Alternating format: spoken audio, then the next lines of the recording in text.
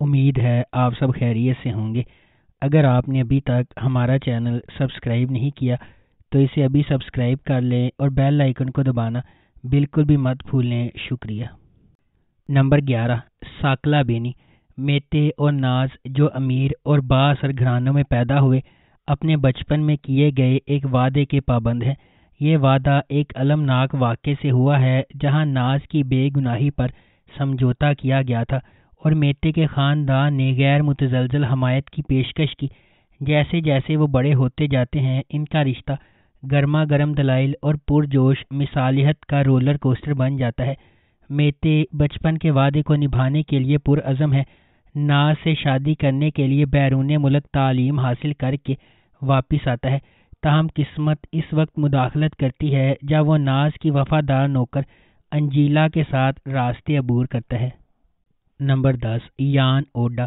سیوگی ارسوئے ایک مشہور T V presenter جس کا کریئر زوال کا شکار ہے، اچانک ملک کے معروف تاجروں میں سے ایک فکرت اللہ بے سے شادی کر لیتی ہے۔ اس غیر متوقع شادی نے سب کو چونکا دیا ہے۔ سیوگی اور فکرت دونوں کی ماضی میں ناخوشگوار شادیاں ہوئی ہیں۔ وہ اب اپنے دوسرے مواقع کو زندہ رکھنا چاہتے ہیں، لیکن یہ آسان نہیں ہوگا۔ ان کی شادی کا مطلب ہے کہ ان کے بہت مختلف خاندان اکٹھے ہوں گے۔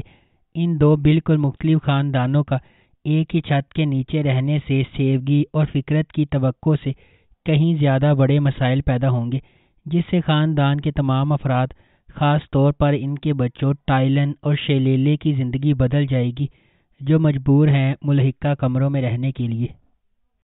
Number 9، Yaban Cicekleri. Yaban Cicekleri ایلا اور کلیچ کی کہانی سناتا ہے، جو اپنے آبائی شہر کے با اثر خاندانوں میں پیدا ہوئے ہیں۔ ایک دوسرے کے لیے جذبات رکھنے کے باوجود وہ کبھی اپنے جذبات کا اظہار نہیں کرتے۔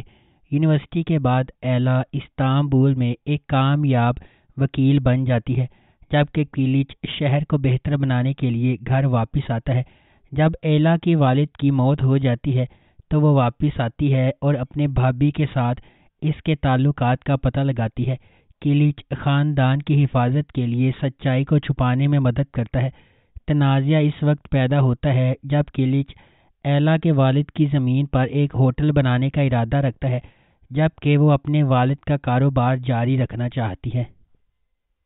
نمبر 8، تاش کاغت ماکاس۔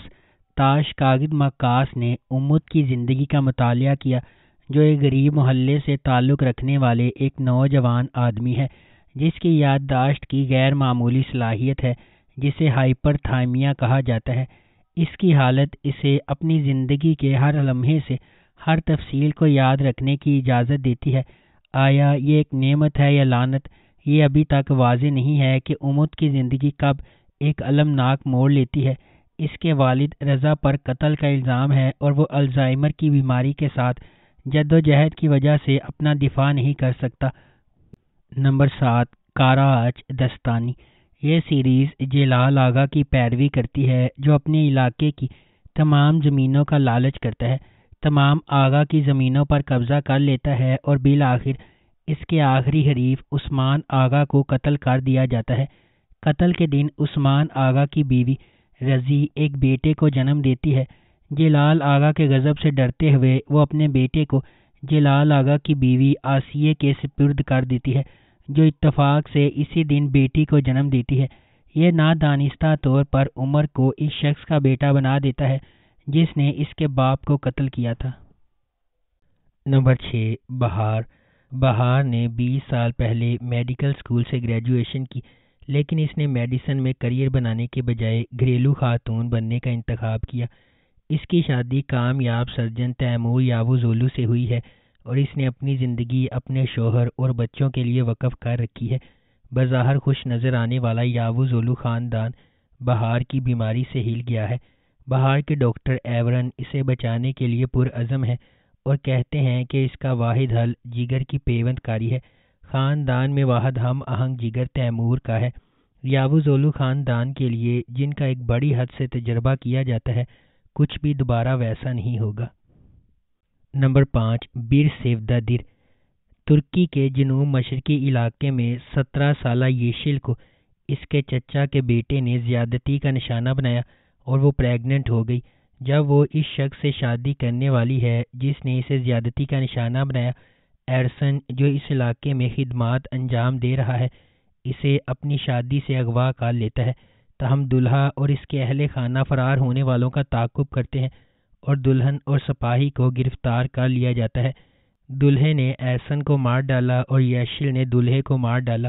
ییشل جیل چلی جاتی ہے اور وہاں اپنے 2 بچوں، ایک لڑکا اور ایک لڑکی کے ساتھ بڑی ہوتی ہے۔ جب ییشل کو رہا کیا جاتا ہے تو وہ اپنے بچوں کی حفاظت کو یقینی بنانا چاہتی ہے، یہ جانتے ہوئے کہ طوفان قبیلے کے خون کو نہیں بخشے گا۔ ییشل نے ایک منصوبہ بنایا، اس کی رہائی پر وہ ایرسن کے خاندان سے رابطہ کرے گی اور دعویٰ کرے گی کہ ایرسن اس کے بچوں کا باپ ہے۔ نمبر 4، غدار۔ جب آئیدن نے اس کا دل توڑا تو داغان نے سوچا کہ اس کی زندگی ختم ہو گئی ہے۔ اس نے اپنا گھر چھوڑ دیا، فوج کے لیے سائن اپ کیا اور مشرق میں لڑنے والی ایک خصوصی یونٹ میں شامل ہو گیا۔ اب 2 سال کی سخت ڈیوٹی کے بعد داغان کی سروس ختم ہو گئی ہے، گھر آنے کا وقت ہو گیا ہے، لیکن گھر ایسا نہیں ہے جیسا کہ داغان کو یاد ہے۔ اس کا خاندان بکھر گیا ہے اور اس کے پرانے پڑوس نے ایک تاریک انڈرورلڈ کو راستہ دے دیا ہے۔ آئیدن چلی گئی ہے اور یہاں تک کہ پرانے دوست جو باقی رہ گئے ہیں وہ سب مشکوک تعاقب میں پھنسے ہوئے دکھائی دیتے ہیں۔ جب اس کے چاہنے والے خطرے میں آتے ہیں تو داغان ہچکچاتے ہوئے ایک پیشہ ور ہٹ مین بننے کی پیشکش قبول کرتا ہے۔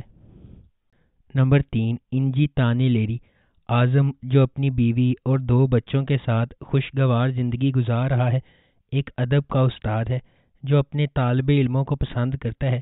اس کی زندگی ایک ہی رات میں مکمل طور پر بدل جاتی ہے جب وہ اپنی بیوی کو قتل کرنے کے جرم میں جیل جاتا ہے۔